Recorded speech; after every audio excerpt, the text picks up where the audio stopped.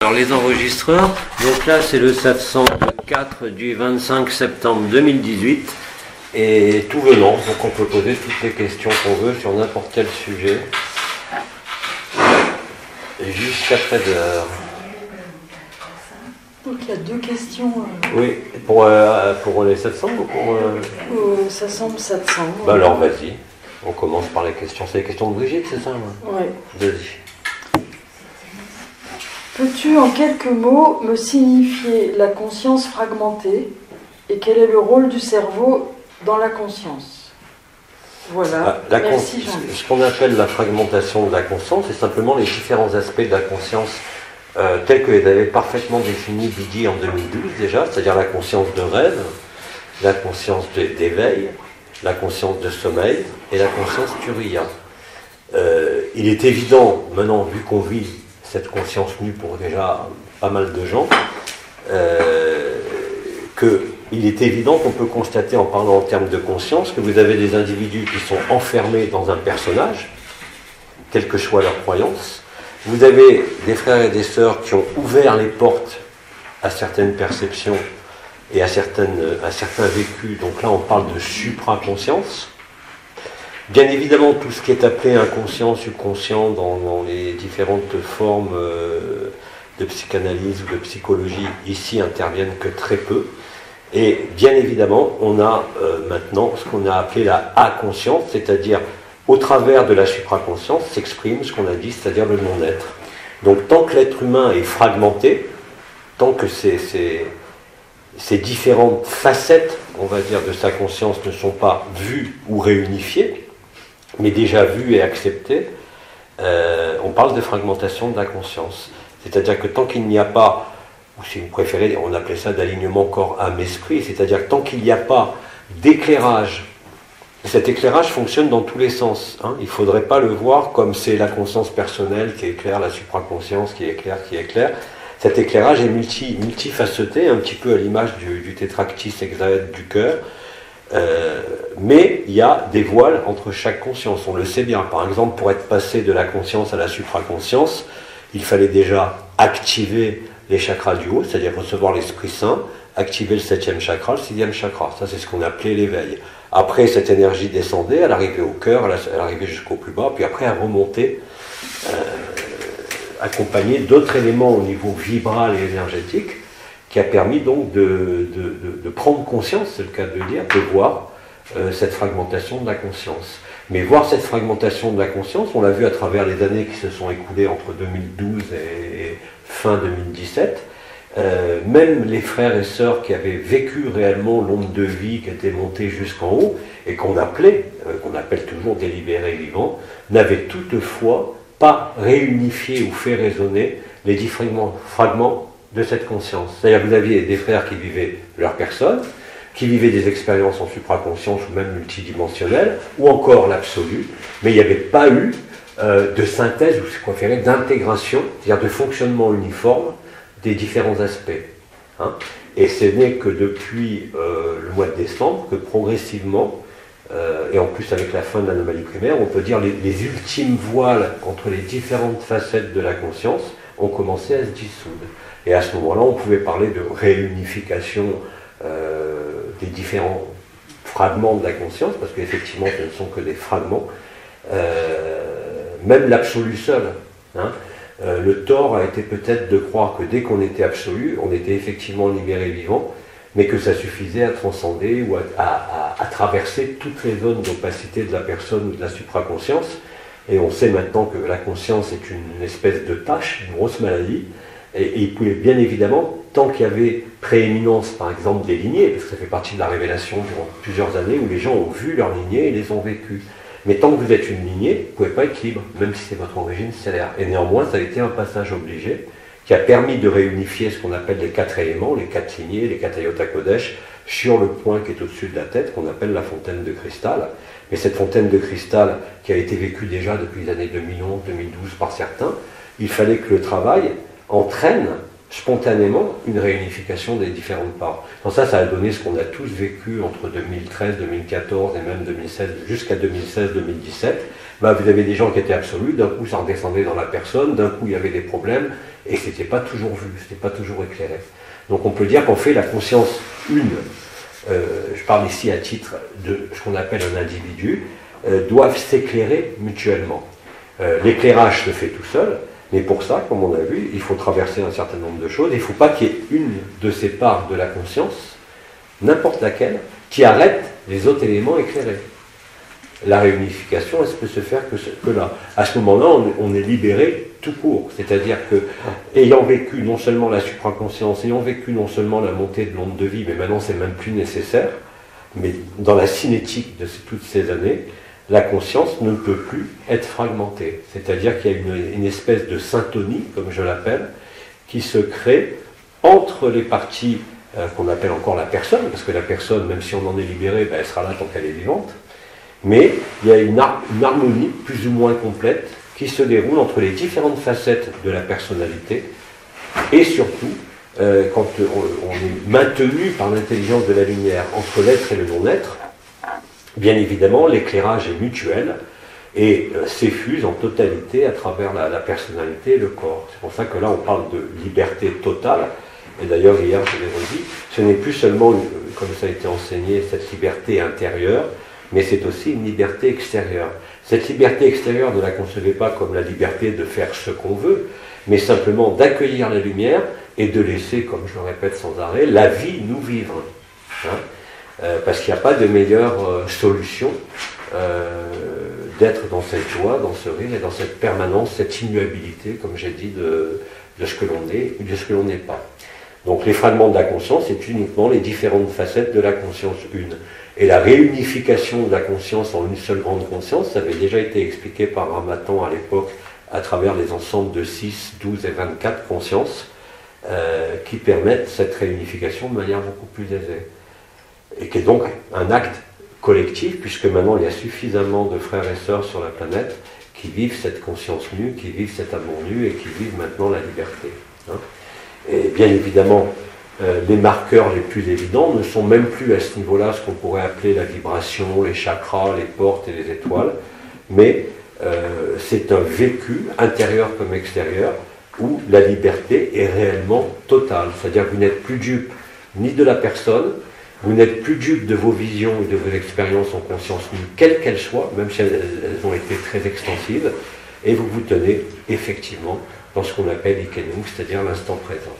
Et à partir de là, il n'y a plus aucun problème entre les différentes parties de la conscience et même avec la conscience. Et là, à ce moment-là, on parle de... il n'y a plus de fragmentation de la conscience, et effectivement, c'est une forme de réunification qui permet, par le jeu des résonances de l'intelligence de la lumière, de créer les fameux hexagones et les structures géodésiques qu'on a appelées les Merkaba collectifs, tout simplement, qui permettent de réunir de manière non volontaire un certain nombre de groupes de personnes, pas par une assemblée comme ici, mais c'est indépendant de nous, qui permet de créer ce maillage de conscience libéré de la conscience, si on peut dire, par la matrice christique sur l'ensemble de la Terre, auquel n'importe quelle conscience a dorénavant la possibilité de se relier, si on peut dire, pour trouver la même liberté. C'est pour ça que c'est accessible à tout le monde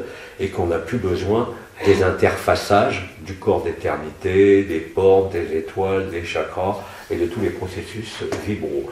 C'est-à-dire que l'intelligence de la lumière n'est finalement rien d'autre que la jonction entre l'être et le non-être, ou si vous préférez l'ultime présence et l'absolu. Et c'est ça qui va s'effuser, à condition qu'on le laisse faire, c'est pour ça qu'il faut rester tranquille, à condition qu'on laisse cette intelligence de la lumière œuvrer, puisqu'elle va agir dans tous les secteurs du corps, de la personne, des relations, à tous les niveaux. Et c'est extrêmement facile, le plus dur étant de faire admettre à la conscience, c'est-à-dire aussi bien la conscience personnelle que la supraconscience, qu'elle n'a besoin de rien faire, et simplement de laisser être ce qui est. Mais de plus en plus, plus vous êtes dans cette acceptation et dans ce laisser être, réellement et concrètement, c'est-à-dire ne pas mettre la compréhension ou le besoin d'explication devant, mais c'est cette joie qui est là spontanément, si vous la laissez s'effuser, l'éclairage est tel que même ce qui pouvait être dissonant dans certains aspects de ces fragments de conscience se trouve de lui-même transmuté. Hein. Et c'est la voie la plus rapide. C'est pour ça qu'aujourd'hui, vous constatez autour de vous des frères et des sœurs qui, la veille, étaient dans des tas de problèmes, et du jour au lendemain, mais vraiment du jour au lendemain, vivent un éveil total. Vous avez beaucoup d'exemples, hein, comme Christiane Singer, comme des gens qui écrivent ou qui font des conférences sur l'Advaita Vedanta, et qui ont vécu ce genre de processus. Hein. Comme vous le savez, comme la spiritualité est une vaste escroquerie, puisque la spiritualité n'est que le reflet du manque d'amour, et non pas croire que c'est une quête qui va vous mener à l'amour, c'est impossible. Hein. Quelle que soit la connaissance ésotérique, quelles que soient les pratiques, de quelque nature qu'il soit, il est impossible de découvrir ce que l'on est à travers cela. On ne peut que vous en approcher. Et donc on peut dire au final que toutes les spiritualités, sans aucune exception, je l'avais démontré à l'époque à travers l'énergétique, bien sûr, sont d'origine luciférienne, c'est-à-dire dualitaire, par essence. Hein. Or, notre essence n'a rien de dualitaire. Donc, reconnaître cela, c'est déjà aujourd'hui, depuis la fin de l'anomalie primaire, accepter de vivre la résurrection, et ensuite de laisser se faire le sacrifice. Puisque le sacrifice ne peut pas être fait depuis la personne. Absolument pas. Donc voilà ce que c'est que les fragments de la conscience, simplement une appellation, parce que quand on atterrit en cette inconscience, et que cette inconscience redistribue l'information du temps zéro, même jusqu'aux cellules, à ce moment-là, vous constatez bien cette fragmentation. Vous la voyez en vous dans ce qu'il en reste, et vous la voyez bien évidemment chez chaque être humain qui n'a pas totalement alchimisé son être et son non-être. Hein. Et d'ailleurs, je vous l'ai dit, ça se voit dans la vie de tous les jours, ça se voit dans le fonctionnement du corps, ça se voit dans tout ce qui nous arrive, où l'évidence, la grâce ne sont pas des vains mots, mais sont la stricte vérité de ce qui vit, mais de façon permanente. Hein. Et plus les semaines passent, moins il peut exister le moindre espace de conflit en soi, comme avec n'importe quoi. Et bien évidemment, vous vous doutez bien qu'à ce moment-là, le sentiment, le vécu de la liberté et de la joie sont omniprésents. Ils ne peuvent plus disparaître quoi que vous fassiez. Hein. Vous ne pouvez plus être déstabilisé, c'est ce que j'ai appelé l'immuabilité, mais qui n'a rien à voir, encore une fois, même avec ce que disait Bidi quand il était incarné, puisque lui parlait de tout et de rien, mais encore une fois, entre le tout et le rien, il y a toute la gamme des dimensions, qui aujourd'hui, effectivement, n'a plus besoin d'être traversée, puisque c'est la lumière qui vous fait traverser ce que vous avez à traverser si vous l'acceptez, et à ce moment-là, même la conjonction, si vous voulez, de ce que j'avais nommé au mois de mai-juin, le paradis blanc et le trou noir, s'alchimise entre eux, qui fait que la conscience se maintient quelque part au cœur du cœur, comme ça a été expliqué, et tout se résout à partir d'ici. Et on n'a plus effectivement besoin d'aucun support, ni de mesure, ni de compréhension, ni de quoi que ce soit, parce que réellement et concrètement, la vie devient, et elle est, une évidence totale à tous les niveaux. À tous les niveaux. Il n'y a rien qui puisse rester, non pas inexpliqué, puisqu'il y aura toujours des choses inexpliquées, mais même ce qui arrive en étant inexpliqué est accepté et permet, on le constate après, même si on n'y a rien compris, de toujours amplifier ce phénomène de joie. Hein. Et c'est pour ça que je dis tout le temps que ça ne peut pas échouer, comme disait Bidi aussi, c'est que nécessairement, même s'il vous arrive des trucs en cette période, que vous jugez comme détestables, terribles, horribles, ça n'a aucune espèce d'importance, parce que c'est justement ce que vous avez à laisser traverser ou à traverser qui va vous permettre de réunifier les différents fragments. Et ça se fait, encore une fois, tout seul. Bien évidemment, il y a des fois où il faut agir, hein, l'un ne contredit pas l'autre, et surtout n'exclut pas l'autre, mais c'est une attitude avant tout, une posture de votre propre conscience, en quelque aspect que ce soit, qui permet cela. Hein. Et à ce moment-là, bien évidemment, il n'y a plus de mental qui tienne, il n'y a plus d'affect à proprement parler qui tienne, et ça, c'est pas une théorie, c'est ce que vous constatez chaque jour quand vous le vivez. Voilà pour ta première question. Il y avait une deuxième, non ? Il y a un complément à la question, c'est quel est le rôle du cerveau? Ah oui, c'est vrai. Alors, vous savez que le cerveau, on a identifié en neurosciences, tout ce que nous appelons les étoiles sont des centres particuliers au niveau du néocortex. Alors bien sûr, dans la tradition, on vous parle de l'épiphyse, du troisième œil, de la pinéale, et tout, comme le summum de la spiritualité. Ceci est archi faux. Parce que l'accès à la multidimensionnalité ne se fait pas à travers ces structures archaïques qui appartiennent, comme par hasard, au cerveau reptilien, cerveau reptilien qui est le siège des automatismes. Ensuite, les 12 étoiles correspondent à 12 centres du néocortex extrêmement importants. Par exemple, j'avais expliqué sur les étoiles attraction-répulsion. Vous avez, depuis le thalamus central, des fibres, un neurone, un seul neurone qui va sur le cortex préfrontal, où sont les centres qu'on appelle de la décision.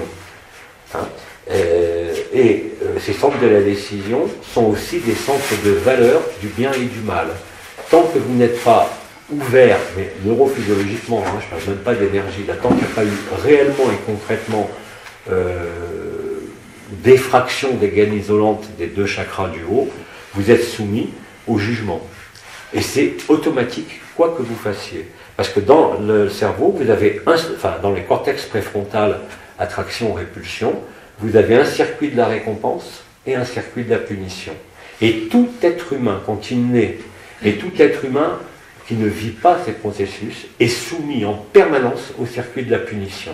Et quoi que vous fassiez, eh bien l'être humain, en lui, a toujours cette négativité qui ne peut pas disparaître par la personne. Et ça, c'est prouvé en neurosciences.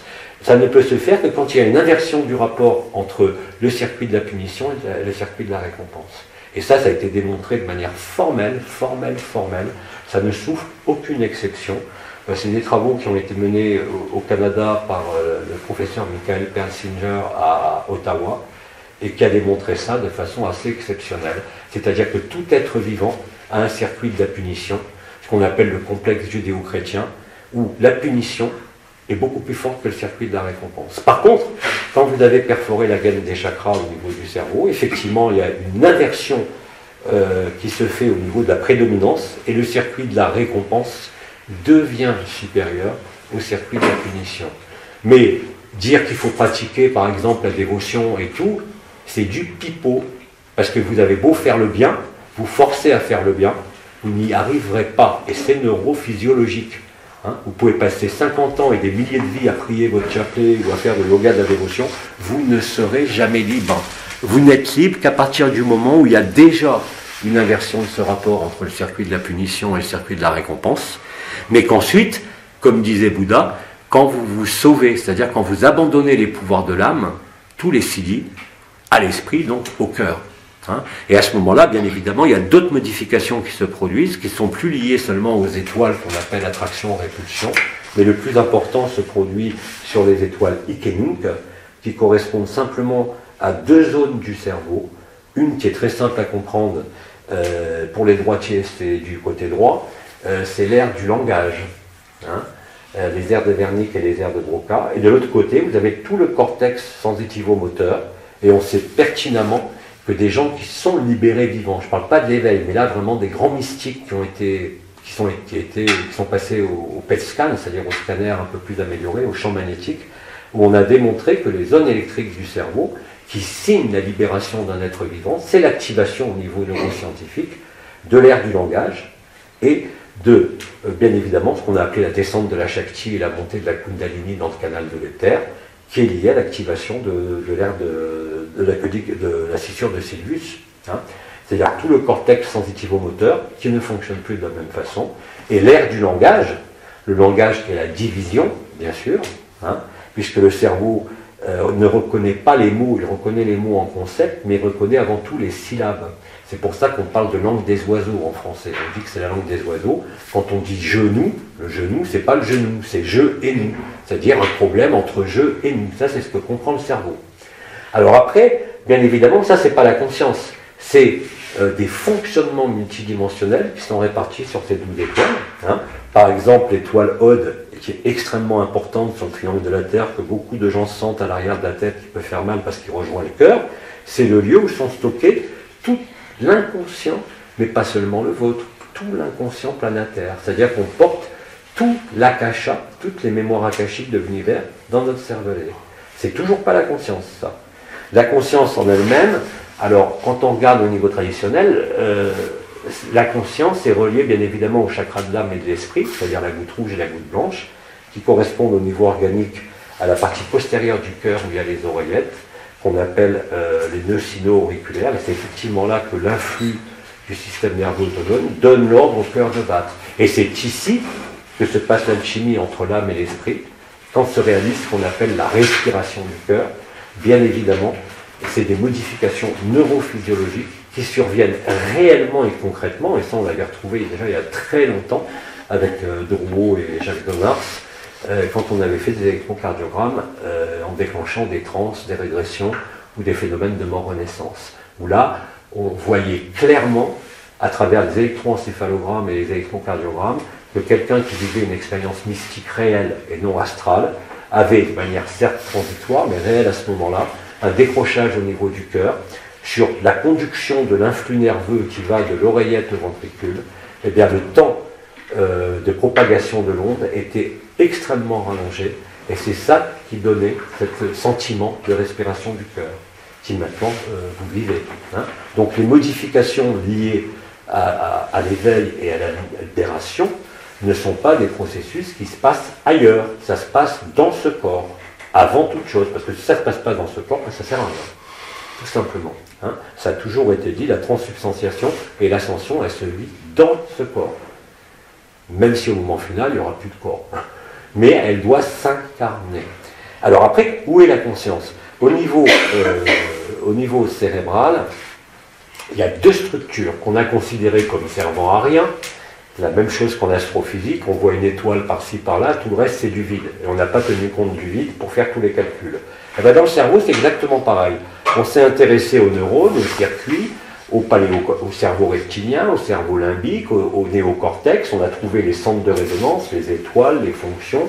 L'accès à la multidimensionnalité, par exemple, se fait à travers l'étoile IS. C'est-à-dire que dès qu'il y a une activité électrique sur l'aire du langage, vous n'êtes plus soumis au langage et vous êtes libre. Et dans tous les états multidimensionnels où les gens ne sortent pas dans le corps astral, dans l'illusoire, mais vraiment dans ce qu'on appelle le grand ciel, le monde angal, et bien nécessairement on observe cette zone qui est hyperactive au niveau électrique. Mais c'est toujours pas la conscience. Donc on s'est intéressé aux neurones, tout ce qu'on apprend en médecine, même en neurosciences, on connaît maintenant, on sait parfaitement comment ça marche. Oui, mais on a négligé l'essentiel, c'est-à-dire ce qu'on appelle les cellules gliales, qu'on a appelé des cellules de support des neurones, qui sont considérées comme des cellules nobles, et les astrocytes, qui sont des cellules, qui sont des étoiles, qui relient différents neurones entre eux. Hein. Et alors je sais bien qu'il y a certains chercheurs qui disent que la conscience est logée dans les astrocytes, c'est absolument faux. Les cellules, la conscience est un mapping du cerveau qui n'obéit pas aux réseaux neuronaux, mais simplement aux cellules gliales. Par analogie, les étoiles, c'est les neurones, et le vide, c'est les cellules gliales. C'est ce qui maintient l'apparence d'une cohésion. Et la conscience n'est pas localisée ni dans le cœur, même s'il y a l'équivalent au niveau de la goutte rouge et de la goutte blanche, ni même dans ces cellules gliales. C'est-à-dire que le cerveau, la tête, le lieu de récapitulation, c'est le lieu où s'imprime la conscience. Le sentiment d'être une personne, une identité, est lié simplement à l'activité de ce qu'on appelle le noyau le plus profond du cerveau reptilien, qu'on appelle le thalamus central. Il y a d'ailleurs lui qui est enfermé. Au moment de la libération, il y a un certain nombre de modifications électriques qui surviennent, je vous l'ai dit, au niveau d'activité du néocortex. Il y a aussi des modifications neuroanatomiques extrêmement importantes. Par exemple, il y a une fracturation du penché des fosses nasales qui s'accompagne de saignements de nez, le plus souvent de la narine gauche au début, et parfois par moment, qui fait que l'oxygénation du cerveau ne se fait plus seulement par voie vasculaire, mais par voie transmembranaire à travers le plancher des fosses nasales. C'est pour ça que vous avez des techniques de yoga ou la respiration alternée par le nez, en espérant faire monter l'oxygène au cerveau par le nez et non plus par le sang.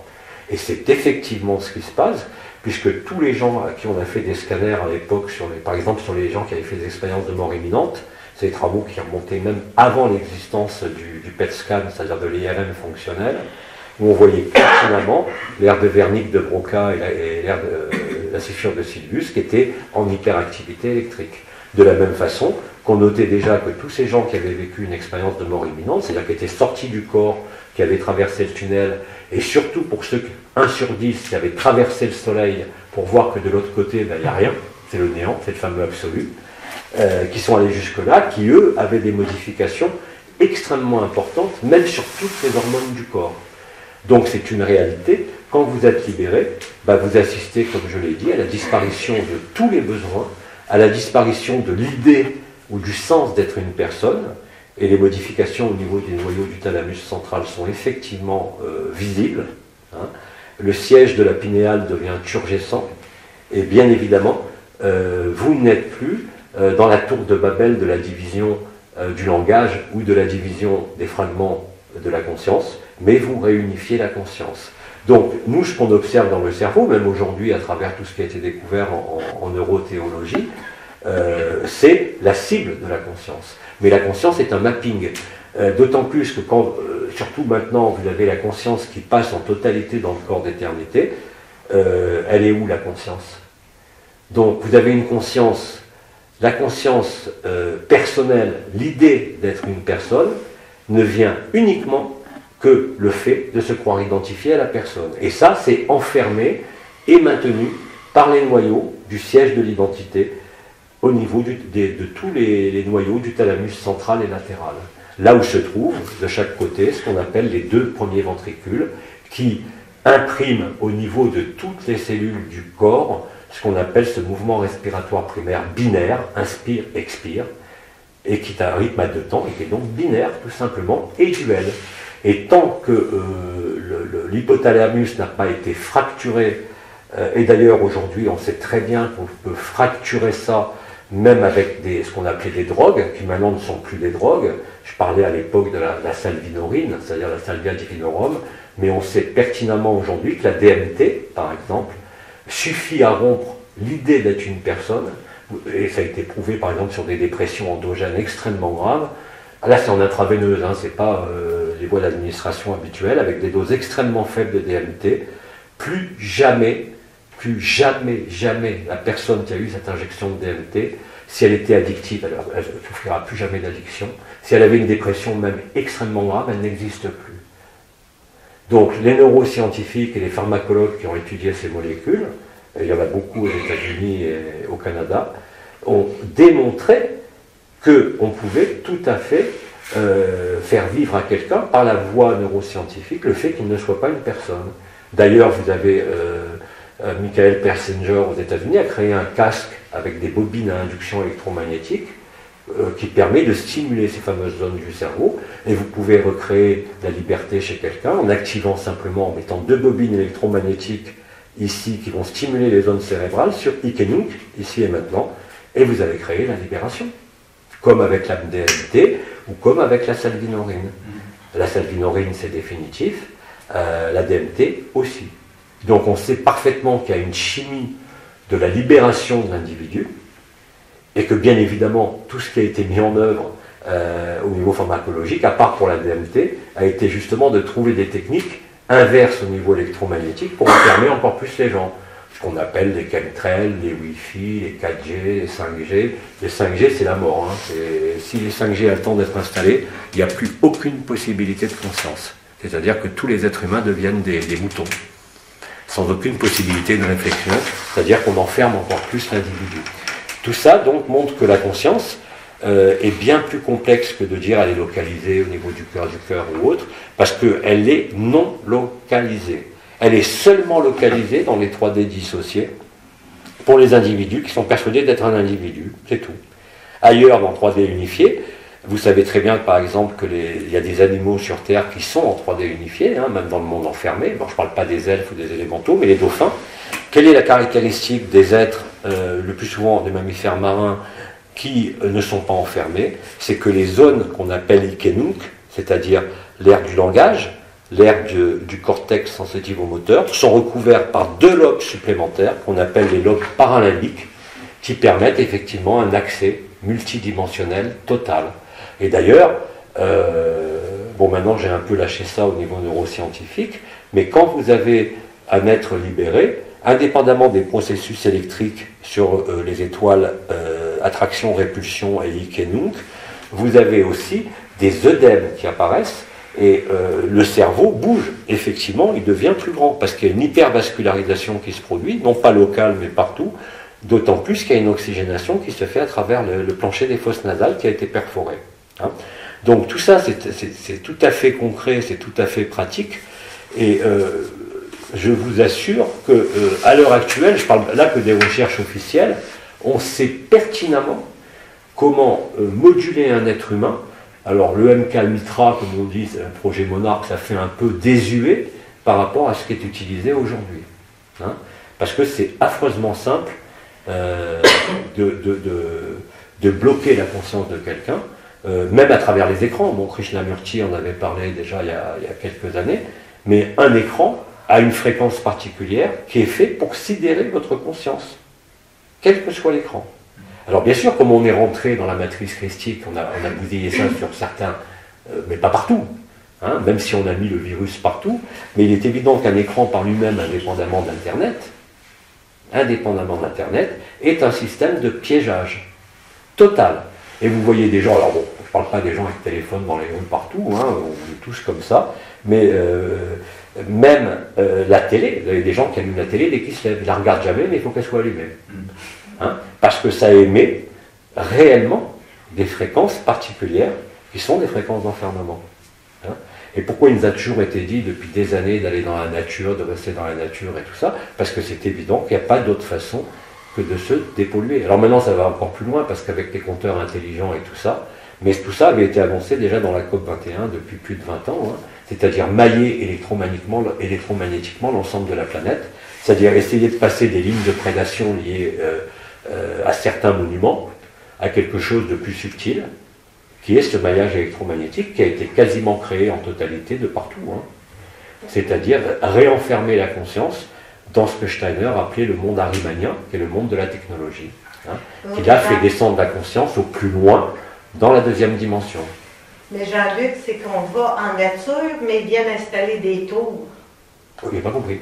Ils viennent en nature, on va en nature, mais ils sont en train d'installer des tours. Des tours de quoi? Des quoi? Des tours là, de transmission de Wi-Fi. Là, ah oui, comme celle qui est sur des la antennes Wi-Fi. C'est ça, c'est que la nature est là, mais on n'a pas besoin de regarder loin pour trouver une tour de télécommunication. Oui, mais alors attends, là c'est pas très grave parce que c'est encore la 4G, mais les zones expérimentales de la 5G, les gens peuvent même plus vivre. Là, il n'est pas question de sensibilité au Wi-Fi. Tu ne peux pas survivre dans du 5G.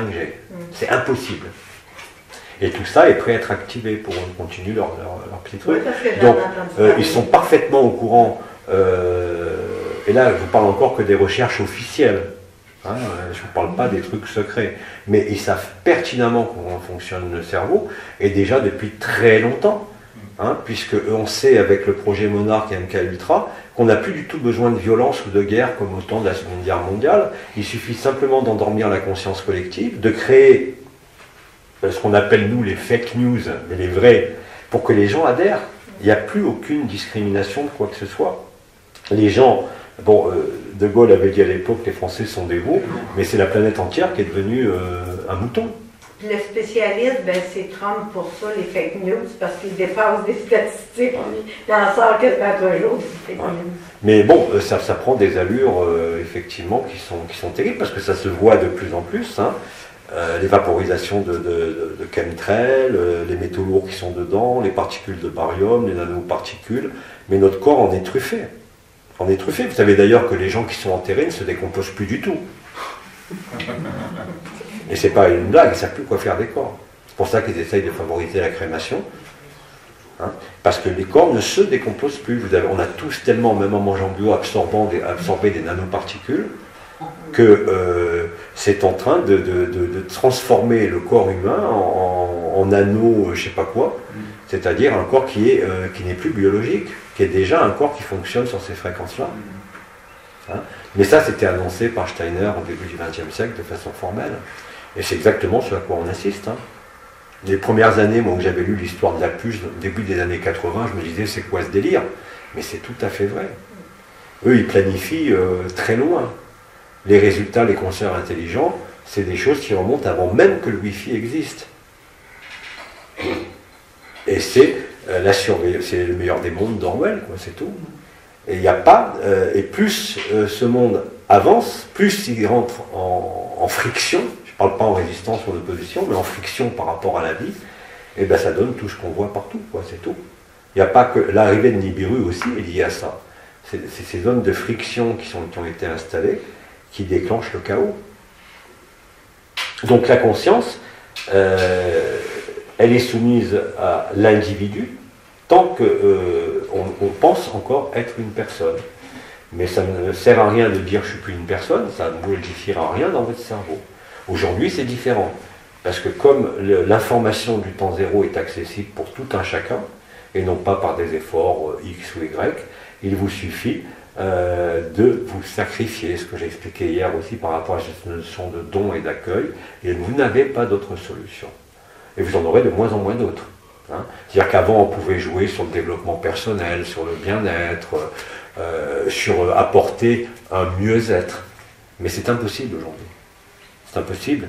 On a atteint un niveau de saturation d'ondes toxiques dans tous les sens du terme, que, bien évidemment, comme disait déjà à l'époque Georges Bataille, tout au début où je commençais les canalisations, le fameux gendre de Lacan, le gendre de Lacan, qui expliquait que toute société de consommation, de toutes les histoires connues sur cette terre, aboutissent à leur autoconsommation. Il n'y a pas d'autre alternative. Parce que ça crée de l'entropie, et qu'on est dans un système fermé, je ne parle pas de l'enfermement de la conscience, mais d'un système fermé, qui est la Terre, hein, et que ce système fermé ne peut pas avoir une entropie, ce qu'on appelle la société de consommation à l'infini, puisque les ressources de tout sont finies. Hein, et ça, ils le savent pertinemment. Pertinemment.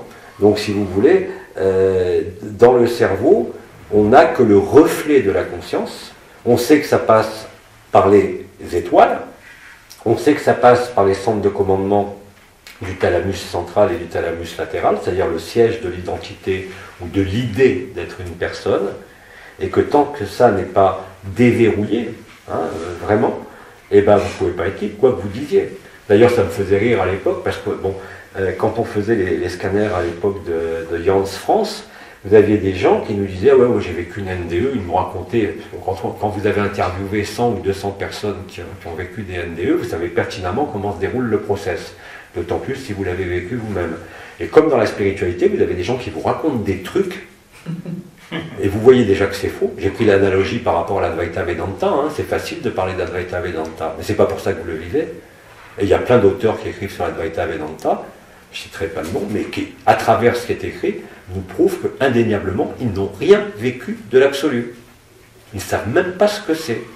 Mais simplement, ils ont lu des livres, donc ils écrivent des livres.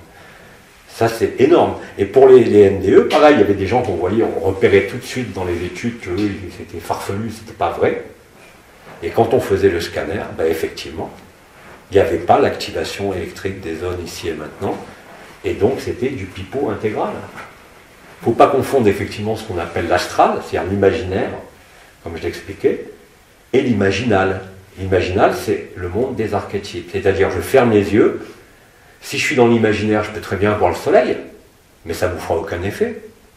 Par contre, si je ferme les yeux et que je vois le soleil et que c'est vrai, que je vois mon soleil là, vous allez le sentir tout de suite. C'est toute la différence hein, entre l'astral, ce qu'on appelle le petit ciel, et le grand ciel.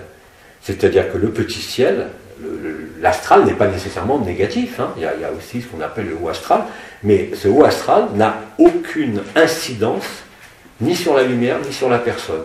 C'est un plan qu'on appelle complètement intermédiaire et qui correspond à ce qu'on appelle l'opposé, si je peux dire, des forces arimaniennes, c'est-à-dire les forces de fossilisation dans la technique et dans la technologie, qui sont les forces dites astrales, ou lucifériennes. Ariman d'un côté, Lucifer de l'autre.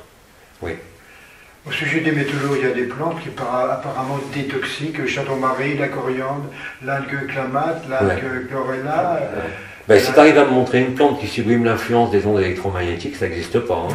Détoxifier, oui, tout ce qui est métaux lourds, tout ce qui est... mais supprimer une onde, il n'y a que la conscience qui le peut quand tu as traversé, comme on expliquait pour le Wi-Fi. Mais alors pour le 5G, je doute même que, même en étant parfaitement libéré, on puisse le tolérer. Le corps ne supportera pas. Et on n'est pas informé. Mais 3 et 4G, oui, c'est traversable. Même si on est sensible, c'est traversable. Par contre, la 5G, c'est impossible. C'est des ondes de mort. Hein. Là, on est vraiment sur... là, ils ont tapé très fort. C'est plus les vaccins avec les particules d'aluminium et de métaux lourds. C'est la stérilisation complète de l'humanité. C'est le micro-ondes. Hein? C'est le micro-ondes. Oui, oui, la 5G est couplée sur le principe du micro-ondes, donc ça envoie des ondes quand même qui sont autrement... J'avais lu qui... Voilà. Ça Mais veut dire donc... qu'ils n'ont plus besoin de chaudron pour faire chauffer l'eau, pour mettre les grenouilles dedans, ils écrivent directement. L'accent, je comprends. Ils n'ont pas besoin de chaudron pour mettre les grenouilles dedans pour Non, qu'elles non, chauffent. non, Là maintenant, ils ça chauffe tout seul de direct. l'extérieur. Il n'y a plus besoin de récipient puisque c'est maillé. C'est pas encore activé, heureusement.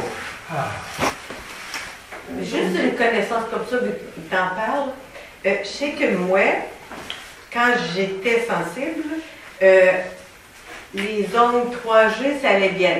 Mais les ondes Wi-Fi, ça, c'était d'une agression pour moi. Les ondes, comment t'as dit Les 3G, mais après. Les Wi-Fi, les Wi-Fi.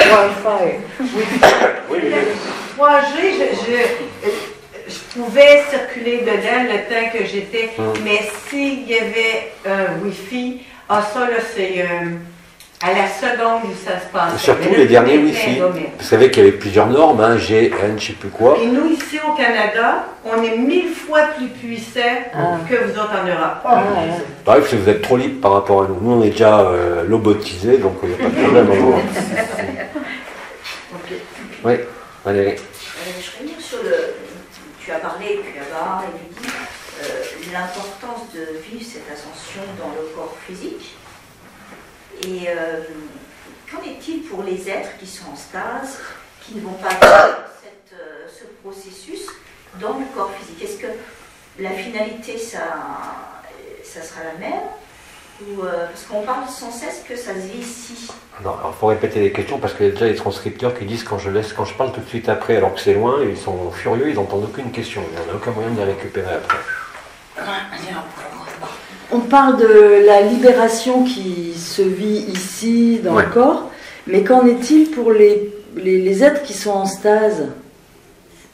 Est-ce que ça va apporter une finalité différente? Est-ce que ça va apporter une finalité différente? Ceux qui sont morts, qui sont en stase? Oui, parce qu'on dit toujours qu'il faut vivre absolument ici ce processus dans le Je corps. comprends pas, j'ai entendu, mais je comprends pas ce que tu veux dire par là. Ceux qui sont en stade, ils sont en stade, ils attendent le grille planète final, point barre. Et qu'est-ce que ça changerait si par exemple on était tous morts en stase et qu'on attendrait le grille planète final? Est-ce que ça changerait quelque chose? Je suis pas sûr de comprendre. Si on était tous morts en stase, est-ce que ça changerait quelque chose?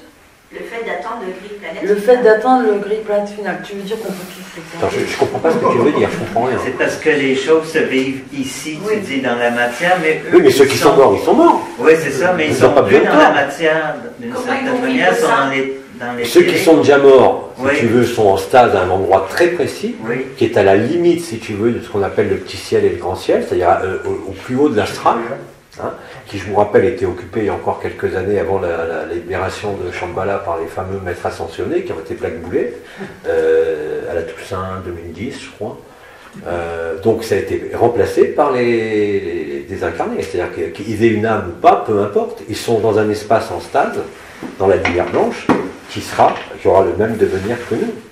Mais pour ceux qui sont incarnés, ça doit se passer sur Terre, ça doit se passer dans ce corps. Mais ceux qui sont morts, il n'y a plus de problème.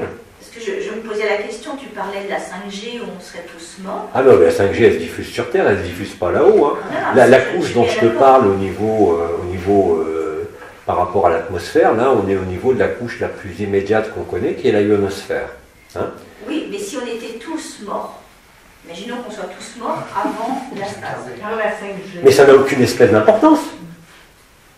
Je comprends pas où tu veux en venir. Mais il n'y aura plus de haba pour absorber les multi-univers. Mais il n'y a pas besoin, puisqu'ils sont déjà morts et qu'ils ont été mis dans un espace qui est le paradis mais s'il n'y a blanc. plus de corps physique sur Terre pour absorber les multi-univers. Tous les univers. Ouais, mais là, c'est de la science. Mais on est suffisamment. il y aura toujours des humains quand même, je crois. C'est largement suffisant, même ceux qui n'y sont pas, qui sont en stage, eux, ils n'ont pas besoin de participer à ça. C'est ça. La réunification, elle se fait en chacun qui est présent, j'ai bien dit, sur Terre, incarné. Mais pas pour les désincarnés. Et les incarnés, ils sont déjà dans le paradis blanc. Dès qu'ils arrivent, ils sont rattrapés dans le paradis blanc. Donc ils n'ont aucun problème. De la même façon qu'on observe très très bien aujourd'hui, déjà depuis de nombreuses années, que les enfants qui naissent sont soit des enfants dits normaux, soit des enfants qu'on a appelés cristal, diamant, indigo, peu importe, mais sont des enfants qui ne viennent pas d'ailleurs, qui sont des humains qui ont été mis en stase et qui ont accepté de vouloir revenir pour vivre la fin dans un corps. Mais il n'y a aucune obligation que toute l'humanité soit incarnée, on n'a jamais dit ça. La réabsorption, elle se fait en chacun, mais elle se fait aussi par chacun. Et la réabsorption, elle concerne aussi bien les autres dimensions que tous ceux qui sont en stase. Mais je crois que Valérie voulait demander... C'est ça que je ne comprends pas.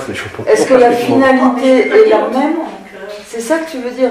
Est-ce que la finalité entre nous incarnés et ceux qui sont en stase, est-ce qu'elle est la même? Elle est la même pour tous les univers et tous les multivers, où qu'ils soient. Oui, mais le fait que nous soyons encore incarnés, c'est précieux pour réavaler tous les mondes. Ouais. Et s'il n'y avait plus personne sur la Terre, est-ce que ça changerait quelque chose? Non, pas du tout. Ça changerait la puissance de réabsorption des mondes, elle ne se fait pas à travers la totalité de l'humanité. Elle se fait à travers ceux qui, d'abord par l'action de la stase, de l'événement, et ensuite par le grille planète final. Tant que ce monde est présent, il n'est pas réabsorbé. Qu'à preuve du contraire, on est encore là. Cette réabsorption est en cours par la réabsorption des essences, mais il nous reste quand même à manger la terre, entre guillemets. Mais ça ne peut être synchrone, on l'a toujours dit, qu'à travers la libération de la terre, c'est-à-dire le moment où elle-même l'a décidé. Elle a décidé depuis longtemps, mais au moment de la libération de la Terre, qui a été actée déjà il y a de nombreuses années, par la libération du noyau cristallin, qui a été retiré depuis d'ailleurs, qui permet ça, mais c'est indépendant de où tu es. Pour nous, incarnés, oui, parce que ça passe à travers nous, mais ceux qui sont morts, ils sont morts, puisqu'ils sont déjà dans le paradis blanc. Ils sont déjà en stase. Nous, on ne l'a pas vécu, la stase, on l'a vécu au niveau individuel, par moments, surtout en janvier-février. Mais à ce que je sache, il n'y a personne qui a passé 3 jours en stase dans ce paradis blanc. On le vit par moments, moi je le vis quand je fais les soins maintenant, parce que la conscience passe en totalité dans ce paradis blanc, même dans le corps d'éternité, mais ça ne dure pas 3 jours. D'ailleurs, si ça durait 3 jours, je ne reviendrais pas, je ne pourrais pas revenir. Ça serait la mort automatique de ce corps. Parce que dès l'instant que tu restes trop de temps dans cette structure, qui est une structure radioactive, ça va 1 heure, ça va 2 heures, ça va quelques heures, mais ça peut 3 jours d'affilée, c'est fini. Fini, sauf pour ceux qui devront persister pendant quelques temps après, mais tu ne peux pas résister. C'est un niveau vibratoire si tu veux, mais c'est des niveaux particuliers qui ne sont absolument pas vivables avec un corps carboné. C'est déjà énorme ce qu'on vit à travers ce corps carboné maintenant. Tu vois? Mais ne vois pas ça en termes, quand on dit qu'on réabsorbe tous les mondes, oui, mais ceux qui sont en stase, sauf ceux qui en sont sortis pour revenir, ils sont tous déjà réabsorbés. Ils attendent simplement le collectif. Mais on n'a pas besoin, encore une fois, là aussi, il y a une notion de seuil. À partir du moment où il y en a suffisamment qui sont libérés, tout court, le processus s'enclenche de lui-même. On le voit bien d'ailleurs sur le chat de Résurrection Live ou ailleurs, où tout se fait automatiquement. Hein? Tu ne peux pas raisonner en termes arithmétiques ou même spatial par rapport à ça. Je ne sais pas si ça répond à ta question, parce que je suis toujours pas sûr d'avoir compris. La réabsorption, elle se fait par les humains incarnés, par toute l'humanité. Mais c'est un acte collectif cette fois-ci. Et dans cet acte collectif, quand on dit que tout le monde y passera et qu'on laisse personne, on parle bien évidemment des humains incarnés, mais aussi de ceux qui sont en stase, et aussi des autres dimensions. Ça ne fait aucune différence. La différence, elle est pour nous qui devons incarner et manifester, exprimer et rayonner sans effort cet état d'être et de non-être, mais c'est tout. Ça a toujours été dit qu'après tout se fait automatiquement. Et c'est effectivement automatique, heureusement. C'est un ensemble, si tu veux, il y a tellement de facteurs intriqués, l'approche de Nibiru, la réaction de l'humanité à chaque moment, le nombre de frères et sœurs qui se libèrent, tout ça fait d'innombrables, sans compter les facteurs astrologiques, astronomiques, divers et variés, l'état du soleil à un moment donné, enfin il y a un nombre de paramètres qui est absolument phénoménal. Et tu ne peux pas ni les calculer, ni pour personne d'ailleurs, même là-haut. Même au-delà, si tu veux, de toutes les sphères de vie, quand tu arrives par exemple à la ceinture de Van Allen, quand tu voyageais à l'époque sur ces plans dimensionnels, il y a une architecture et un agencement, puisque tout est imbriqué, les consciences comme les mondes. Il n'y a pas de distance, il n'y a pas de temps, il n'y a pas d'espace. Donc tout ça, quand tu le vois depuis l'immuabilité, tu vois un ensemble où tout se déroule réellement et concrètement en même temps. Il n'y a pas de distance, il n'y a pas de temps, il n'y a pas d'espace. Ça, c'est l'illusion de la personne. Puisque même ici, quand tu es libéré, tu n'es plus soumis ni au temps, ni à ta personne, bien sûr, ni aux besoins. Et ça, tu le vis à travers le corps, sans rien chercher et sans aucun effort. C'est totalement naturel. Donc le processus de libération de la Terre, bien sûr, la réabsorption des mondes est liée à Gaïa, est liée à tous les corps qui y sont présents, mais qui soient présents dans un corps, parce que nous on doit l'incarner pour que ça se manifeste en totalité, mais ceux qui sont en stade, peu importe. On n'a pas demandé l'avis des archanges ou de Marie ou de qui que ce soit, c'est un processus automatique, où il n'y a aucune liberté de choix, ni libre arbitre, ni quoi que ce soit d'autre.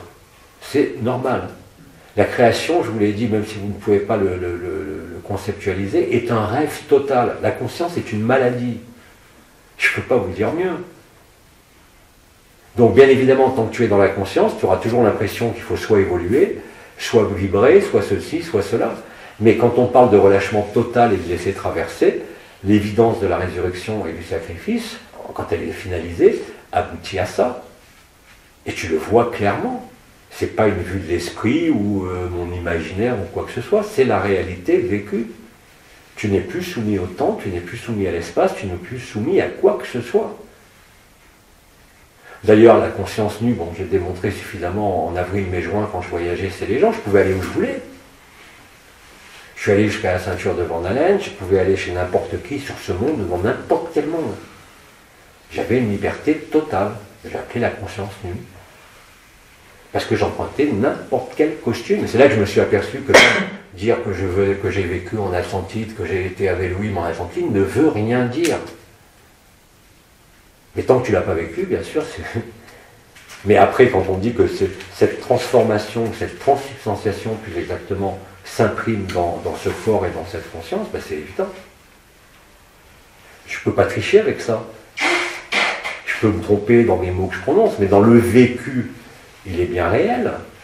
Je sais très bien que je peux sortir de mon corps à volonté, que je peux me rendre où je veux, sans être arrêté par rien. Et je n'ai même pas besoin de corps, de costume ou quoi que ce soit. C'est pas du rêve, c'est la vérité. Donc la vraie liberté, elle est là, c'est de ne plus dépendre ni d'un costume, ni d'un archétype, ni d'une énergie, ni d'une vibration, ni d'aucun corps. Mais ça doit se vivre à travers ce corps. À ce moment-là, bah, tu ne peux que constater la réalité efficace de ce vécu sur ton propre vécu à travers la chair, dans tous les secteurs de ta vie. Mais tant que ce n'est pas vécu, bah, tu ne peux pas le constater. Qu'est-ce que tu fais? Tu vas constater que tu as des fluctuations d'humeur, des variations d'humeur, des douleurs, des maladies, que tu es encore soumis, si ce n'est à la personne, mais au moins à ce monde. Mais il est impossible pour un libéré de sortir de la joie, il est impossible d'avoir une addiction, il est impossible d'avoir un moindre comportement anormal, même s'il y a toujours un tempérament et une personnalité qui est là, bien sûr. Mais elle ne peut plus être à aucun moment en désaccord avec l'amour et avec la joie, c'est pas possible. Et c'est quelque chose qui est naturel. C'est pas un effort, c'est pas une ascèse, c'est pas un travail sur soi, c'est pas un travail de développement personnel ni transpersonnel. Ça n'a plus rien à voir avec quelque référence que ce soit. La vraie liberté, elle est là. Et elle est totale. Et j'insiste depuis des années, mais là, avec ce qui se passe maintenant, c'est d'une évidence totale. Et je ne suis pas le seul à le vivre. Il y a suffisamment de témoignages partout de gens qui vivent la même chose. Et on le vivra tous. Mais tant que vous restez soumis, par exemple, aux habitudes, combien ont râlé quand j'ai commencé à parler des habitudes en disant qu'il fallait quand même des règles de cadre. C'est du pipeau. Mangez quand vous avez faim. Dormez quand vous avez sommeil. Dès que vous imposez à vous-même la moindre règle de quelque nature que ce soit, vous ne pouvez pas être libre en totalité. C'est impossible. C'est-à-dire que vous vous soumettez vous-même au diktat du corps, même au niveau nutritionnel. Comment voulez-vous être libre là-dedans? Et je te garantis que si tu adoptes cette vraie liberté, tu constateras, comme je l'ai dit, que des maladies héréditaires disparaissent, que des troubles qui étaient là de façon plus ou moins chronique n'existent plus. Si tu veux, c'est comme les fous. On sait très bien que les vrais fous, par exemple, ne font jamais de cancer. Ils ont beaucoup de maladies de peau, parce que c'est la limite entre l'intérieur et l'extérieur, mais les maladies dites dégénératives n'existent pas chez les vrais fous. Ça ne peut pas exister, parce qu'il n'y a pas de sens d'être une personne. Sauf que là, ce n'est pas de la folie, ou alors c'est ce qu'on appelle en riant le fol en Dieu, c'est la personne qui éprouve cette joie, cette liberté, sans ne plus jamais dépendre de quelque événement de son corps, comme de quelque événement de ce monde. Et ça, c'est vécu tout le temps, tous les jours. Les autistes, mon fils, apparemment, il est jamais malade. Enfin, autiste, elle ne peut pas être malade. C'est large. Et c'est ce que je te disais. Quand il y a un syndrome psychiatrique réel, je ne parle pas de névrose, mais dans des états dits psychotiques ou schizophréniques, effectivement, ils ne peuvent pas être malades. Comment voulez-vous qu'ils soient malades? C'est pas possible. C'est la personne qui vous rend malade. Il faut quand même en être conscient. De là où je suis, vous n'êtes malade que parce que vous êtes une personne. Que quelque part en vous, il reste l'idée d'être une personne, que ce soit en vous-même ou avec tous les liens familiaux, sociétaux, affectifs, vous ne le voyez pas. Et qu'on se prend du pour un corps aussi, alors. Hein? Ou qu'on se prend du pour un corps, en l'occurrence. Orné, je ne mange pas, il me dit, mais mon corps n'a pas envie de manger, les autres ils mangent. Mais non, mais c'est comme dans de certaines formes d'autisme, où les enfants n'ont pas de limite entre l'intérieur et l'extérieur. C'est pour ça qu'ils ne supportent pas qu'on les touche. C'est pas parce qu'ils n'aiment pas être touchés, c'est parce que pour eux, tu le touches ou tu le regardes, ils deviennent toi, réellement et concrètement. Moi, j'ai déjà travaillé sur des autistes très très profonds, surtout jeunes, parce qu'après à l'âge adulte c'est plus dur, surtout les aspergés et tout ça. Mais dans l'enfance, c'est que tu as la chance d'en voir, c'est comme un peu les Mongoliens. Un enfant qui a une trisomie 21, il est open, totalement open. Oui, il est open, c'est vrai. Et moi j'ai vu des Mongoliens qui étaient maintenus dans le milieu familial avec un amour, et ces enfants-là ont un cœur que vous ne pouvez pas imaginer. Plus que la tête. Ils ont un cœur énorme, que j'ai jamais vu chez un bouddhiste ou chez des moines, parce que j'ai soigné des moines bouddhistes pendant des années. Ils sont tous sur le 2e chakra. Par contre, un mongolien, un autiste, il a le cœur ouvert. Je suis désolé, c'est comme ça. Il paraît que les moines ils louchent, non? Ils sont les moines bouddhistes, ils sont assez louches, non? Ils sont typiquement sur le 2e chakra. Ils ne sont que sur ça. Au niveau conscience, c'est que le 2e chakra. Le contrôle, le pouvoir. C'est comme ça dans toutes les religions, mon vieux. Sauf quelques mystiques et quelques saints qui ont déverrouillé ça. Mais tout ce qui est de nature religieuse fait descendre ta conscience, même pas au plexus, sur le 2e chakra. Sauf les cathares. Sauf quoi? Sauf les cathares qu'on ont pris. Le cathare? Tu y étais? Tu rêves? Mais nous ont dit que la seule religion qui n'était pas falsifiée, c'était le... Oui, parce qu'elle avait supprimé les intermédiaires. Ouais. Mais la religion, rappelle-toi ce que ça veut dire. Religion, ça veut dire troupeau.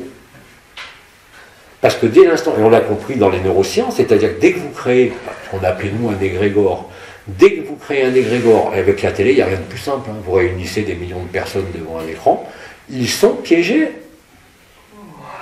Parce que ça fonctionne comme ça dans la matrice. On en a parlé suffisamment dans les années 2015-2016 à travers les lines, les lignes de prédation et tout ça. Il y a beaucoup de canas qui ont été donnés là-dessus, en particulier par les anciens. C'est la stricte vérité. Et tant que vous croyez au travers de votre personne, de votre personnage, trouver la liberté, vous ne la trouverez pas. Vous la trouverez aux 1000 planètes, mais pas avant. Et ça, vous le voyez dans votre vie de tous les jours. Vous n'avez pas besoin de vibration, d'énergie, de quoi que ce soit. Vous voyez bien si vous êtes libre ou pas. Vous voyez bien si votre humeur elle fluctue. Vous voyez bien si vous avez des émotions. Vous voyez bien si votre mental vous emmène où il veut. Vous voyez bien si vous êtes malade, quel que soit l'âge. Vous voyez bien s'il y a des zones de résistance ou pas. Mais dans l'ultime, dans l'absolu, ou dans ce que j'aime appeler la réunion du non-être et de l'être, parce que c'est exactement ça, il n'y a aucun espace pour la moindre souffrance. C'est pas possible. Mais ça, je l'avais déjà dit et expliqué, même avec depuis l'onde de vie. Et c'est d'ailleurs un problème, parce qu'on avait tendance tous, dès qu'on avait un problème, on disait c'est pas grave, parce qu'on n'était pas affecté en conscience. Ben ça, c'était une erreur, il fallait quand même s'occuper du corps. Donc on a rectifié à peu près tous là-bas, mais maintenant c'est profondément différent. Alors bien sûr qu'il y a encore des éliminations pour la gorge, vous verrez l'eau, elle est aphone, il y a encore des... Même moi j'ai eu une grippe terrible en descendant, j'ai jamais eu une grippe de ma vie, mais ça passe. Il n'y a rien qui peut demeurer. Bien sûr qu'il y a des choses qui traversent chez tout le monde, et il y en aura jusqu'à la fin. Mais entre traverser ou se faire traverser par une mémoire, par un élément X, ou être affecté par cet élément X, il y a quand même une grande différence. Et tu ne peux que constater cette légèreté, cette joie, elle est permanente.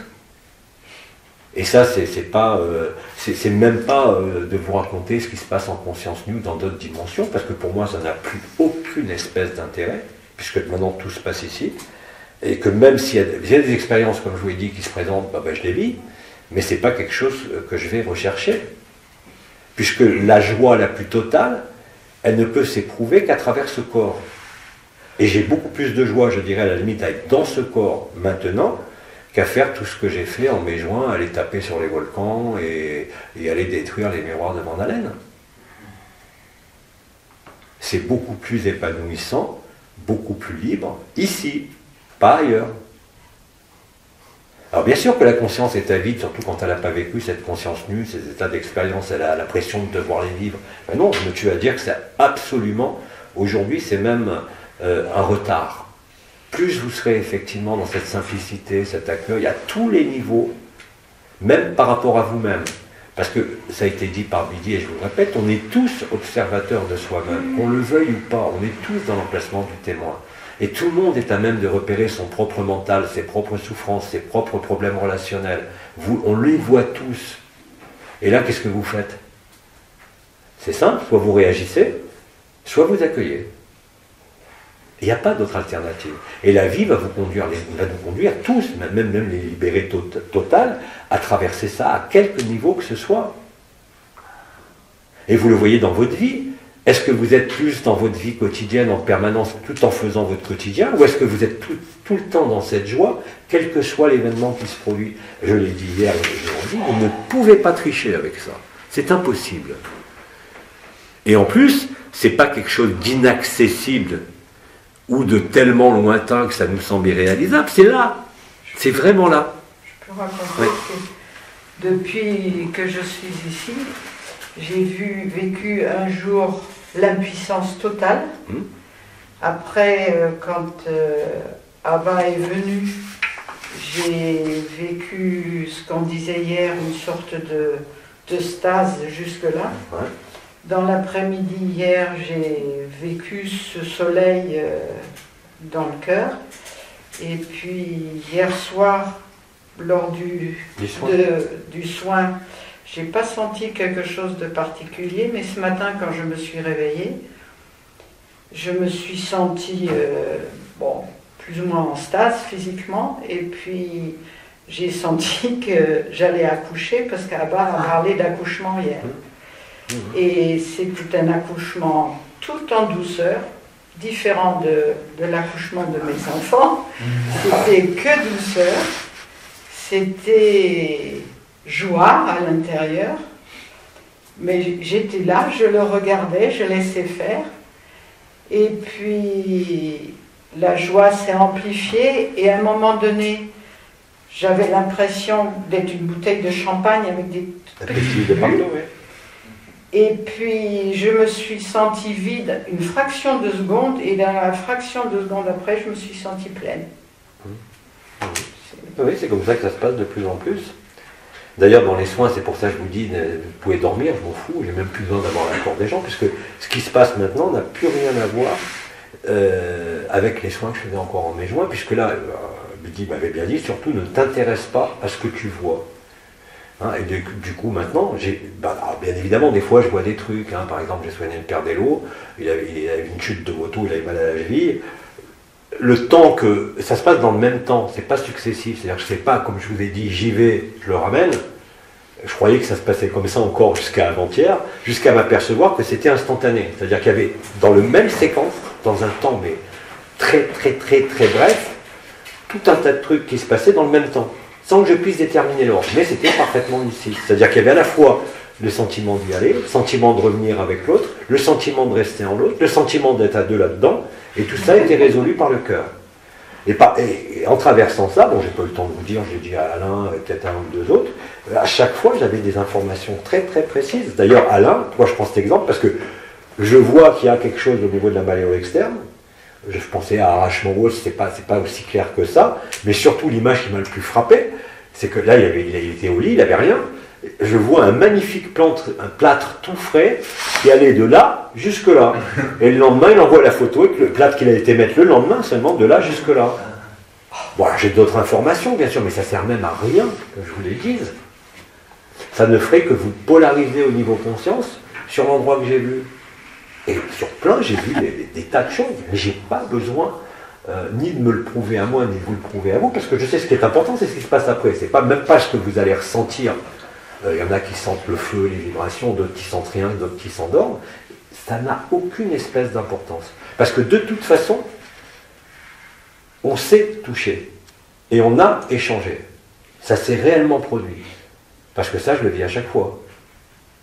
Mais j'ai pas besoin, même si j'ai des infos qui arrivent, ça va tellement vite qu'après, bon, je ne vais pas sortir de l'état. Déjà que je sors à chaque fois pour lire le nom, mais je ne vais pas aller les écrire. Donc elles me reviennent comme ça. De temps en temps, puis bon, j'en parle, mais à la limite, c'est même pas la peine. C'est même pas la peine, puisque là, le niveau qui est touché est résolutoire de lui-même sur l'ensemble. C'est-à-dire de mettre en résonance le cœur de l'un dans le cœur de l'autre.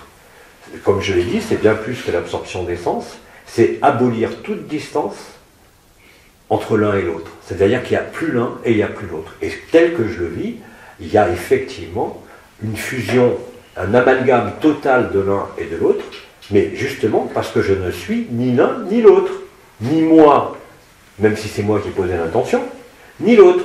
Je suis dans l'interface entre les deux, ce qu'on appelle l'intelligence de la lumière, et bien évidemment dans cette intelligence de la lumière, où je ne dépends plus de ce corps, ni d'aucun corps, ni de l'autre, ni de moi, ni d'aucun monde, ben, bien évidemment je suis au temps zéro, et dans cet instant très court, qui dure qu'une minute, que vous allez vivre pendant un minimum d'une demi-heure, j'ai toutes les informations, mais elles ne m'intéressent pas.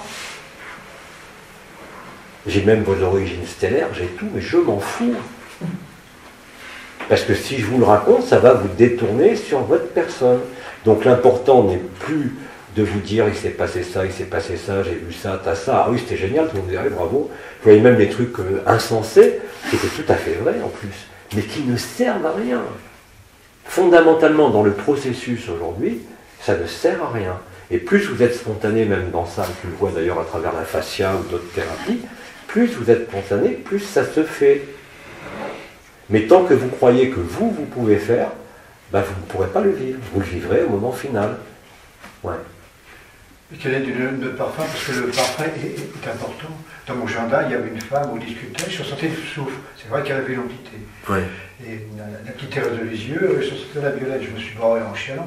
Donc on peut pas savoir des noms de parfum, je suis pour le griller, moi. Bah, quel intérêt? J'ai voulu poser la même Si, par exemple, pour Bidi, il y a une odeur de vieux cuir, qui sent très très bon d'ailleurs, hein, très fin. un peu comme le chevreau, tu sais, le cuir les plus fins. Bon, c'est comme ça. Il y en a qui sentent mauvais? Ah oui. Non, j'ai eu des odeurs fortes, on va dire, mais pas... Si, il y a des baots, ça pue le soufre quand même. Ah, bah, mais ça, j'avais déjà senti dans les combats épiques à l'époque, où d'un seul coup, dans mon cabinet, j'avais de l'huile essentielle de lavande, tu sais, pour chasser les démons. Ah oui, oui. D'un coup, la température du cabinet est montée à 40, j'ai pas pu rester dedans. J'étais obligé de sortir, et c'est le soir en plus, hein, et quand je suis revenu, toute mon huile essentielle que j'avais essayé d'asperger dans tous les coins et tout, sur moi, c'était devenu un bloc de soufre. Le niveau alchimique était quand même très fort. C'est-à-dire que j'avais de l'huile essentielle bio, 15 ml, j'avais mis quelques gouttes comme ça, et quand je suis revenu, parce que je m'étais sauvé du bureau, quand je suis revenu, mon flacon, c'était du soufre jaune. Hein. J'ai épousé la forme de la bouteille. Une sacrée attaque. Hein. Ah oui, c'était comme ça. Ah mais non, mais j'ai été volé, je me suis retrouvé les pieds qui battaient le sol avec la tête qui touchait le plafond. Oh. Non, j'ai vécu des trucs qui étaient particuliers. Et c'est encore bon. C'était épique, on va dire. Mais en tout cas, pourquoi on parlait de ça? Pour les odeurs. Ça ne servait à rien. Ah oui. Mais maintenant, encore une fois, même par rapport à ces entités ou à ces démons, parce qu'il y en a qui sont spécialisés dans l'absorption des démons, ils se délectent d'ailleurs, mais même à travers de ça aujourd'hui, on n'a pas à réagir. L'absorption de l'essence n'est pas une réaction, c'est un accueil. Et quand vous accueillez ces soi-disant démons, ben après, au fur et à mesure des expériences, vous apercevez que tout ça c'est du pipeau. C'est réel à un niveau, le monde de la dualité, mais qu'au niveau de ce que vous êtes, ça n'existe pas. Ça n'existe pas. Il n'y a pas plus de démons que de beurre en broche, il n'y a pas plus de personnes que de monde. Et pourtant, on dit c'est de la matière, c'est solide, on a des lois, on a des trucs. Mais quand tu touches, quand tu vis cette sphère-là, et il n'y a pas que Bidi, puisque vous avez, bon, je prends toujours l'exemple du docteur Eben Alexander, qui a écrit Preuve de l'existence du paradis, il a traversé toutes les strates lui aussi. Il est retombé sur sa famille, qu'il ne connaissait pas, donc il a pu la retrouver et vérifier que c'était vrai. Et puis à un moment donné, il décrit cet espace qui n'est pas un espace, où rien n'est éclairé, et où pourtant on est parfaitement bien, c'est ça le Parabrahman et l'absolu. Mais quand tu vis ça, tu ne peux plus croire à ce qui se passe sur ce monde. Ça ne veut pas dire que tu le renies ou que tu n'y es pas, tu ne le fuis pas, mais tu es totalement inséré dedans en n'y étant plus. C'est ce que disait le Christ. Rien de plus, rien de moins. Tu es sur ce monde, mais tu n'es pas de ce monde. Ça veut dire simplement que ce que tu vis, même s'il y a le filtre de la personne qui est là, tu vis ta vie normalement. Hein. Il n'y a rien d'exceptionnel. Hein. Je ne suis pas quelqu'un qui va être en prière 24 heures sur 24 ou qui va porter des vêtements je ne sais pas comment ou autre. J'ai une vie, tout ce qu'il y a de plus simple et normal. Hein. Et c'est la vérité. J'ai rien à entreprendre. Mais ça te libère totalement. C'est-à-dire quand tu as non pas cette attitude de conscience, mais que réellement ça a été vécu et traversé, tu rapportes tout ça ici. C'est-à-dire que l'information du temps zéro, elle est accessible en permanence. Je le vois maintenant à travers la facilité. Dans les 700, ceux qui ont écouté ça en mars, avril, mai, juin, j'expliquais qu'il fallait d'abord endormir la proprioception du corps et tout. Mais c'est fini maintenant, ça se fait tout seul. J'ai pas le temps de fermer les yeux, que ma conscience est déjà passée dans le corps d'éternité. Et d'emblée, elle peut être localisée dans n'importe quoi. Un brin d'herbe, n'importe quel frère ou sœur de cette planète, ou n'importe quel autre univers. Et c'est la vérité, c'est pas une vision, c'est réellement le vécu. Mais j'en fais pas ni des glorioles ni quoi que ce soit, puisque je vous répète que c'est ici, dans ce corps-là, normalement, les yeux ouverts, que c'est encore plus évident. Et pourtant, je ne suis pas obligé d'avoir la vision de votre aura comme je l'ai en fermant les yeux ou comme en venant en vous. Je n'ai plus besoin de ça. C'est-à-dire que le regard même voit au travers. Mais je vois surtout qu'il n'y a rien à voir si ce n'est la même essence, une conscience, un esprit. Mais ça, c'est pas un concept, c'est pas une idée, c'est pas une énergie, c'est pas une vibration, c'est seulement le vécu. Et ça, tu peux plus t'accointrer ou rentrer en résonance avec tous les scénarios, qui soient astrales ou qui soient bizarre. Parce que tu n'es plus dupe, tu ne peux plus être dupe. C'est impossible, même si tu le voulais. Tu es maintenu, oui, tu es maintenu dans cette liberté d'être et de non-être, tu es maintenu en permanence par l'intelligence de la lumière, que tu es aussi, dans cet instant présent. Et ça relativise même la notion de temps. Vous voyez bien, pour ceux qui étaient là les mois précédents encore, qu'on ne travaille pas du tout, on ne peut pas être travail dans le même rythme. On est beaucoup plus posé, il y a beaucoup moins d'enchaînement, tout se fait de façon naturelle. Hein. Et c'est quand même autre chose. C'est ça, le relâchement, qui permet d'accueillir. Mais tant que vous êtes arc-bouté, à quelque niveau que ce soit, par une recherche, par une douleur, malheureusement, ou par des travers de la personne, comment voulez-vous relâcher tout? Vous ne le pouvez pas depuis la personne. Vous ne le pouvez qu'en accueillant, c'est-à-dire dans cette humilité totale et cette fainéantise dont parlait Osho, qui ne concerne pas le fait de rien faire dans la vie, mais de rien faire par rapport à la conscience. Ce n'est pas la même chose. Quand je jardine ou quand je conduis la voiture, j'ai besoin de mon mental, même si la conduite se fait automatiquement, parce que des fois je n'ai plus que chaud volant. Mais néanmoins, vous avez besoin de votre véhicule et vous avez besoin de votre conscience éphémère pour faire ce qu'il y a à faire. Mais ne mêlez pas votre conscience à ce qui concerne ni l'esprit, ni la spiritualité, ni les processus vibratoires, puisque je me tue à le répéter à tout le monde, tout est automatique. C'est ça le plus dur à accepter. Et d'ailleurs, quand vous acceptez ça, vous êtes obligé de reconnaître que tout ce à quoi vous teniez, même au niveau spirituel, vous tient, et vous enferme, et vous piège. Même les choses qui vous ont sorti de l'enfermement de la personne. Parce que c'est des systèmes embriqués les uns dans les autres. Donc vous libérez un niveau, il y a un autre niveau qui apparaît. Et tant que vous n'avez pas vu tous les niveaux, il n'est pas question de résoudre niveau par niveau, ça on n'en finit plus. C'est comme pour le karma, c'est éternel ce truc. D'ailleurs, même les grands écrits du bouddhisme tibétain, comme le Lama Nagarika Govinda l'expliquaient parfaitement, il n'y a que les occidentaux pour être assez malades, et ça c'est grâce à Drouot, pour avoir pensé qu'il va falloir payer ou rétribuer toutes les actions qu'on a faites. Mais c'est sans fin. Et en plus ça marche à l'envers, puisque cette histoire de karma, on choisit systématiquement comme parent, enfin les archontes nous aident à choisir comme parent, quelqu'un qui nous a tués dans une vie passée. Donc c'est merveilleux, c'est une personne qui nous a tués, c'est elle qui a le karma, et c'est nous qui venons dans son ventre ou dans le spermatozoïde pour lui permettre de réparer. Alors on peut concevoir que c'est de l'amour inversé, ça. Donc on lui donne la possibilité de nous aimer. Malheureusement, l'expérience nous prouve que la personne avec qui on s'entend le moins bien, on a plus de problèmes, c'est justement celui qui nous a tués, un des deux parents. Donc vous voyez, c'est un peu, mais c'est complètement tordu cette histoire. Dans l'amour, il n'y a pas de karma, il n'y a pas de personne, il n'y a pas de loi, il n'y a pas de monde, il n'y a pas de forme.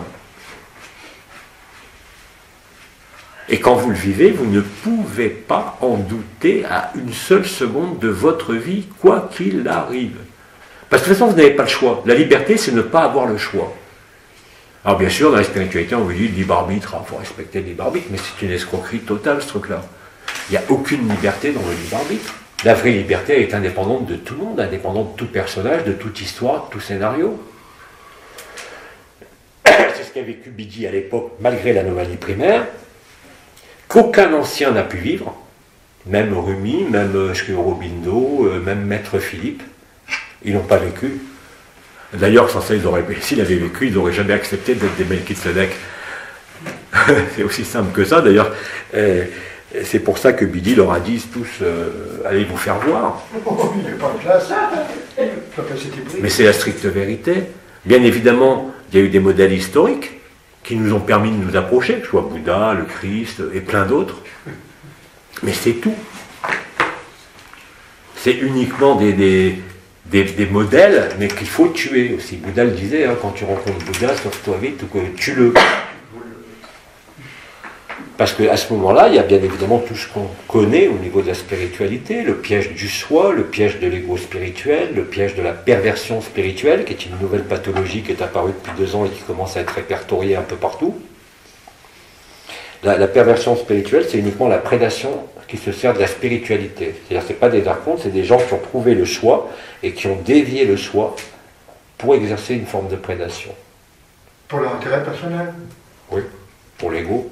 Mais là, c'est plus de l'ego spirituel, c'est vraiment de la perversion, parce que c'est plus soi face à soi, c'est la prédation spirituelle qui s'adresse au soi de l'autre. Pas au choix de l'autre, mais au soi de l'autre. Celle-là, elle est terrible. Mais encore une fois, ça fait partie du jeu, il n'y a pas à juger ni à condamner, c'est ce qui doit être traversé pour celui qui l'exerce et pour celui qui l'a subi, tant qu'il n'a pas compris. L'un comme l'autre. Jean-Luc, tu as peut-être un avis là-dessus. Pourquoi est-ce que Krishnamurti, étant donné que tu connais son passé, a accepté de faire partie des Melchisédek? Il a accepté quoi? De faire partie des Melchisédek alors que... Mais parce qu'il n'était pas libre, tout simplement. Pourtant, il a quand même... Tu as lu Krishnamurti? Moi j'ai tout lu. Ah, c'est magnifique. Peut-être pas tout, mais j'ai lu quand même. Au moins quelques livres, hein, Le vol de l'aigle, La liberté. Tu vois bien que ce sont des gens qui t'ont parlé de l'histoire. Même Steiner, même malgré son accès multidimensionnel, d'ailleurs il en est mort, le pauvre, hein, d'un cancer de l'estomac. Pourquoi? Parce que toute l'énergie qu'il avait accédée à ces autres dimensions, il les a appliquées à cette terre et pas à la liberté.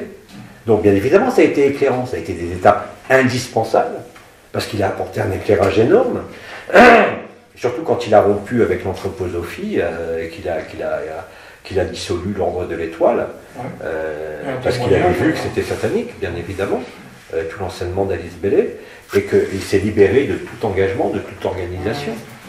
Mais c'est pas pour ça qu'il était libre, comme Sri Aurobindo, puisque Sri Aurobindo n'a fait que projeter le supramental qu'il a réellement vécu dans la création d'une nouvelle humanité, comme tous, hein, d'ailleurs, comme nous tous.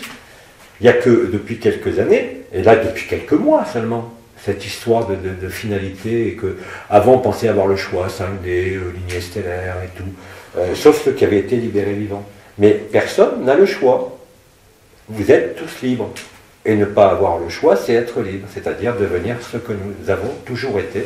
Comme le disait Bidi, qui est ma phrase préférée, que je me relis tous les jours parce que j'arrive à jamais à la prononcer intégralement, alors que j'arrête pas de la lire tous les jours. Une fois que la création sera passée, vous vous apercevrez que vous n'avez jamais bougé. Et que tout ça n'était qu'un rêve, voire un cauchemar pour nous ici dans cette dimension. Donc, la spiritualité, effectivement, est une escroquerie, mais la conscience, c'est une maladie terrible. Même la supraconscience. Et le Christ, il s'en était libéré, lui. Le Christ, c'est la matrice christique. Dans les mondes qui avaient à libérer, soi-disant, qui ont été libérés, tant que la Terre n'était pas libérée, ça ne pouvait pas se finaliser. Le Christ est la matrice, si tu veux, qu'on a appelée la matrice christique.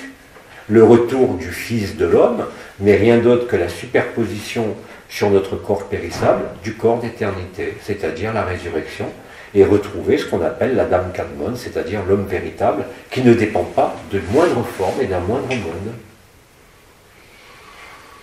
Des fois, il est représenté, c'est une image simplement, il est représenté des fois, la Dame Kadmon. Oui, on peut le représenter. Mais c'est une image à ce moment-là. Comment ? C'est simplement une image, cette représentation. Non, c'est une réalité vibratoire avant tout. Madame Kadmon, c'est un terme particulier, il n'y a pas de représentation ni d'image. Ce qu'on appelait l'homme rouge, si tu préfères, hein, l'homme initial de la Terre, l'homme fait d'argile, mais aujourd'hui, quand on parle de Fils de l'homme et de retour du Christ, c'est bien évidemment le retour du Christ éthérique qu'on porte chacun. D'ailleurs, ça avait été dit dans le texte que j'ai mis il n'y a pas longtemps par Anna il y a longtemps, si vous attendez à voir apparaître une Marie dans le ciel éthéré, vous pouvez attendre longtemps. Hein. C'est un vaisseau. Il y a une entité qui est toujours présente, que j'ai déjà vue là-haut, qui est dans sa forme originelle, c'est-à-dire de dauphin qui se tient debout, hein, mais c'est tout. C'est pas un fantôme pour autant, c'est une réalité qui est insérée dans l'histoire, mais comme Marie, elle a toujours dit, nous sommes tous ses enfants, nous portons tous, même si nous n'avons pas de lignée en résonance avec Sirius, nous portons tous l'ADN de Marie, dans ce qu'on appelle l'ADN poubelle, soi-disant, qui sert à rien, qui code en fait pour tout le codage spirituel. Mais ça, on l'a tous.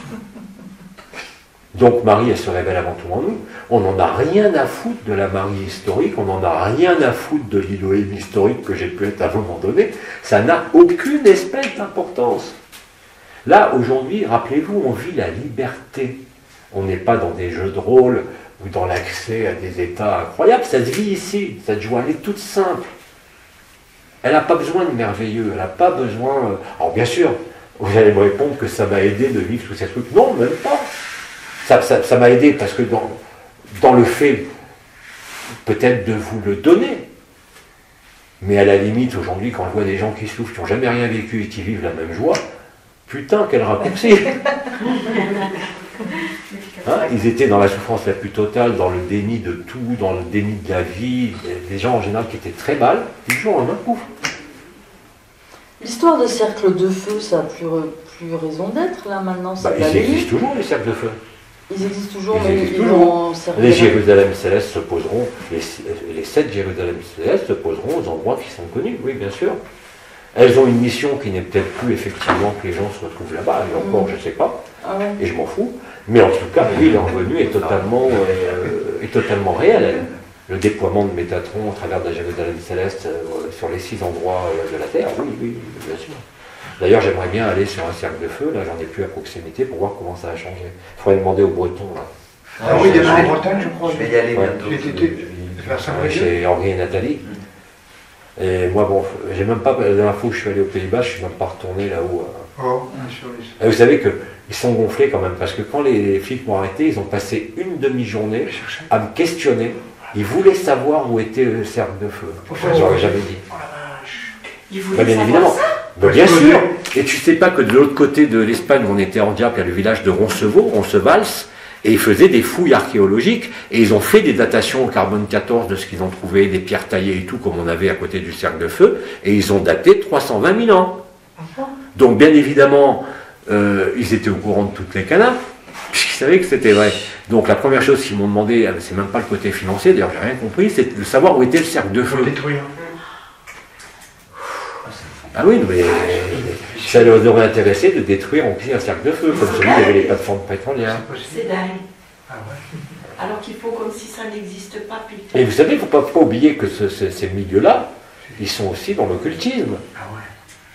Ils sont dans l'ésotérisme, ils sont francs-maçons, ils connaissent tout ça. Hier, je racontais l'anecdote du procureur de la République, que j'entendais pas parce que je n'avais pas mes appareils en plus, donc elle parlait avec une voix. Le juge m'a demandé d'approcher, j'étais juste devant elle, je n'étais pas à la barre, j'étais devant le procureur. La première chose qu'elle me dit dans son réquisitoire, et tout d'abord, vous savez bien, vous ne savez pas, eh bien, Anaël, c'est pas un archange, c'est un simple ange. N'importe quoi. Mais ils sont obligés d'avoir des connaissances ésotériques, sinon ils ne comprendraient rien. Là, c'est évident. Tu n'as rien dit autrement, bon, enfin. T'as répondu? Non, j'étais tellement. J'ai même plus écouté ce qu'elle disait, mais c'était tellement nul de toute façon. Mais bon, pour vous dire que c'est bien réel. Attendez, quand on voit par exemple que tout ce que disait Pépère avant les noces célestes en 2006-2007, quand il était le premier à parler de la ceinture de feu du Pacifique qui allait se réveiller, quand Ramatan a parlé de l'ouverture du soleil, de la réabsorption de Mercure, tout le monde me prenait pour un fou. Serretti aussi.